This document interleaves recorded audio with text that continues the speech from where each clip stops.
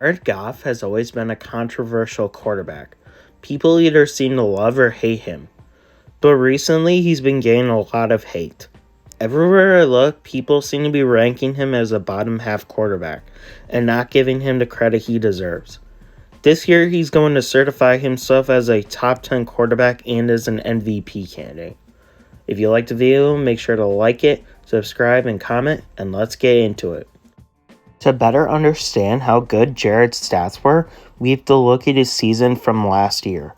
He's coming off a season where he had 4,438 yards, a 29 touchdown to 7 interception ratio, had a 65% completion percentage, had a yards per attempt 7.6, and he led the Lions to their first winning season since the 2017 to 2018 season. To put that in perspective, that's more passing yards than Hurts, Lawrence, Smith, Allen, and Rodgers.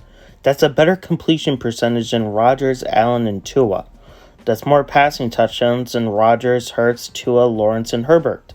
That's less interceptions than Dak, Rodgers, Herbert, Cousins, and Allen. And that's more yards per attempt than Lawrence, Geno, Herbert, Burrow, Rodgers, and the same as Josh Allen. And he led his team to a winning record, proving he's not just a stats quarterback.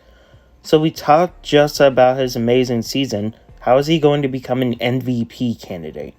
Let's look at the situation around him. Ben Johnson is still the offensive coordinator, and ever since he took control of the offense, it has been dynamic. The offensive line is still top 3 in the league, and they have a good running game with Montgomery and Gibbs. Now let's talk about the weapons. Even though we already talked about him, I believe Amon-Ra St. Brown is a top 10 receiver right now, and I believe he's going to take this step to be an elite receiver. If you want to hear more about my opinions on him, go check out my other video. Jameson Williams has breathtaking speed and is a game-changing deep threat. Josh Reynolds is an experienced veteran who has excellent chemistry with Goff. Marvin Jones is another capable veteran who can make some great one-on-one catches. Sam Laporta is a big-time rookie tight end. He'll take some of the pressure off St. Brown in the middle of the field. And the ultimate X factor of the offense is Denzel Mims. He has some serious potential as a deep threat. He's big, strong, and has a big catch radius. And at running back, Montgomery and Gibbs are both dual threat backs, so they can be used in the passing game as well as the running game. Expect the Lions to use Gibbs similar to how the Saints use Alvin Kamara.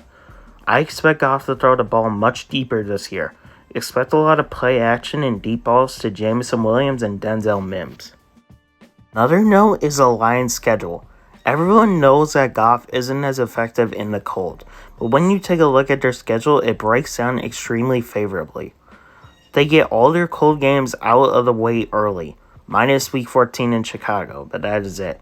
They get Kansas City Week 1, Green Bay Week 4, Ravens Week 7, and every other game is in a dome, either Ford Field or an opponent's dome. That's a big advantage for the Lions and Goff.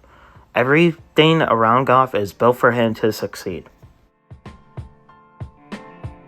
Final prediction is Goff throws for 4,578 yards, 31 touchdowns, 9 interceptions, has a 67% completion percentage, 8.2 yards per attempt, and he leads the Lions to their first NFC North crown in years and a playoff win.